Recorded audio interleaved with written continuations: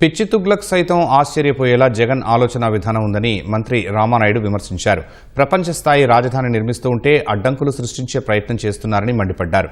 Seed access road కోసం భూములు ఇవ్వని అతి కొద్ది మంది రైతుల నుంచి సేకరణకు నోటిఫికేషన్ ఇస్తే దానిపైన యాగీ చేస్తున్నారని దుయ్యబట్టారు. ఎవరెన్ని కుట్రలు చేసినా ముందుకు వెళతామని, రాష్ట్రానికి సంపద సృష్టించే అద్భుత నగరంగా అమరావతి ఎదుగుతుందని రామానాయుడు విశ్వాసం వ్యక్తం చేశారు.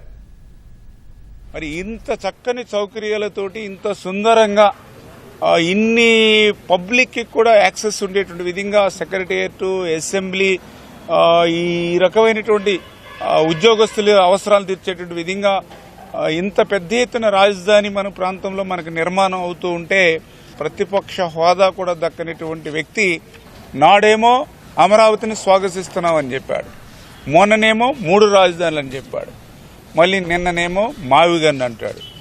అంటే ఒక రాష్ట్ర పార్టీ అధ్యక్షుడిగా ఉన్నటువంటి వ్యక్తికే స్థిరం లేకపోతే, అటువంటి స్థిరం లేనటువంటి వ్యక్తి ఒక పార్టీ అధ్యక్షుడిగా ఉంటే ఏ రకంగా ఆంధ్రప్రదేశ్కు నష్టం జరుగుతుంది ఈవేళ ప్రజలందరూ కూడా ఆలోచన చేసుకోవాల్సిన అవసరం ఉంది.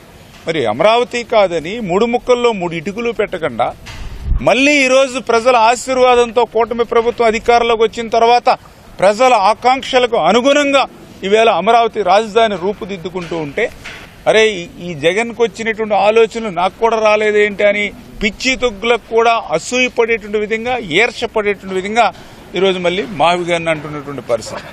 నేను మావిగన్ అంటూ ఉన్నాడు. ఆ సజ్జల మళ్ళీ మరుసటి రోజే విజయవాడ మారి రాజధాని అంటాడు. మళ్ళీ ఇంకొక గొడ్డల పార్టీ నాయకుడు పెద్దిరెడ్డి అంటాడు అవసరమైతే 3 కాదు 30 రాజధానులు కడతానని చెప్తారు. ఈ రోజు అమరావతి అనేది సెల్ఫ్ ఫైనాన్స్ ప్రాజెక్టు. అమరావతికి ₹1 మనం పెట్టవలసిన అవసరం లేదు. అమరావతి 1,00,000 కోట్లు తిరిగి ఈ ఆంధ్రప్రదేశ్ రాష్ట్రానికి 175 నియోజకవర్గాలకి ఇస్తుంది.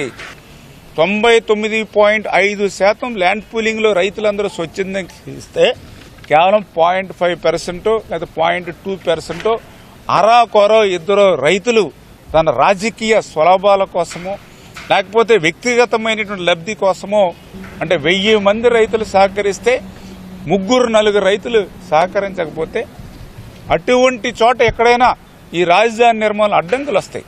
ఎందుకంటే ఉదాహరణకి ఈ సీడ్ యాక్సెస్ రోడ్డుకి సంబంధించినటువంటి ల్యాండ్ పూలింగ్ అంతా పూర్తయింది. ఏదో ఒక 5-6 ఎకరాలు ల్యాండ్ పూలింగ్ లో వాళ్ళు ఇవ్వలేదు. 5-6 ఎకరాలు, ఆ 5-6 ఎకరాల ల్యాండ్ పూలింగ్ లో పూర్తవకపోతే చూడండి, సీడ్ యాక్సెస్ రోడ్డుకి మరి మధ్యలో ఉంది. 2-3 చోట్ల 2-3 ఎకరాలు సహకరించక మధ్యలో ఆగిపోతే ఆ సీడ్ యాక్సెస్ రోడ్డుని ఏం చేయాలి? మలుపులు తిప్పాలి. హైవేస్, నేషనల్ హైవేస్ కూడా పర్మిట్ చేయరు.